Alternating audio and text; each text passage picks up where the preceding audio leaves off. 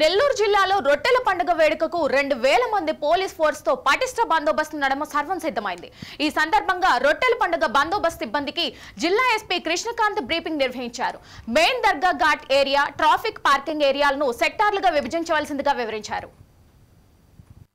So మీ అందరికి తెలుసు నెల్లూరులో రొట్టెల పండుగ ఎంత ప్రతిష్టాత్మకంగా చేస్తారో. సో వాళ్ళు చాలా మంది మీరు ఎంప్లాయ్మెంట్ అవుతారు. మనకు ఆల్మోస్ట్ 6 days మనకి ఇది పండుగ జరుగుతుంది. దానికి సంబంధించి ఆల్రెడీ మీకు ప్రాపర్ బ్రీఫింగ్ అంతా ఇవ్వడం జరిగింది. అలాగే ఇన్ఛార్జెస్ కూడా మీకు ఇవ్వడం జరిగింది. సో కొన్ని ప్లేసెస్ లో 2 షిఫ్ట్లు నడుస్తుంది, కొన్ని ప్లేసెస్ లో 3 షిఫ్ట్లు నడుస్తుంది.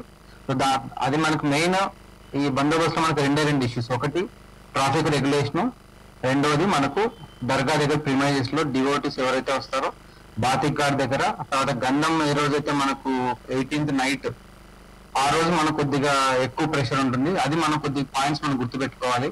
బాతిక్ ఘాట్ దగ్గర ఈవెందో మనకు లోతు తక్కువ ఉన్నా కూడా సో ఎవ్రీ టైం మనం ఏంటంటే ఎవరైతే అక్కడ పోస్టింగ్ చేసి ఉంటారో వాళ్ళు ఎప్పుడు అలర్ట్ ఉండాలి. ఎందుకంటే పెద్దవాళ్ళతో పాటు చిన్నపిల్లలు కూడా కొత్తగా మనం ఎవరైతే అక్కడ ఉన్న వాళ్ళు కొద్దిగా అలర్ట్గా ఉండాలి. At the same time devotees ఎవరైతే వస్తారో వాళ్ళు ఎంతో దూరం నుంచి వస్తారు. సో వాళ్ళతో మనం కొద్దిగా సక్రమంగా మనం ప్రవర్తించాలి. సో ఎక్కడ మనం హార్ష్ కాదంటే ఈవెందో ప్రాపర్ గానే మాట్లాడాలి, పేషెన్స్ తోనే మాట్లాడాలి. సో ఎక్కడ మనం హార్ష్ ఉండకూడదు. ఎందుకంటే ఇంకోటి గుర్తు పెట్టుకోండి, ఏదైనా చిన్న వీడియో బయటకు వచ్చింది అనుకోండి, సో ముందు ఏం జరిగిందో చూపించారు, తర్వాత ఏం జరిగిందో చూపించారు. అలాంటి సిచ్యువేషన్ ఆకోకున్నట్టుగా ప్రతి ఒక్క టైంలో పేషెన్స్ గా ఉండండి. సో మీకు కావాల్సిన ఏదైతే వెల్ఫేర్ ఉందో అదంతా